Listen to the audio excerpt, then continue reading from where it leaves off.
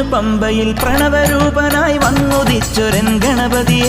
ഗംഗാധര സുത ഗണപതിയെ ഗം ഗണേശ ഗജമുഖ ഗണപതിയെ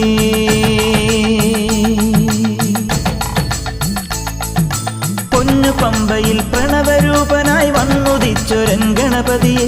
ഗംഗാധര സുത ഗണപതിയെ ഗം ഗണേശ ഗജമുഖ ഗണപതിയെ പമ്പാ ഗണപതി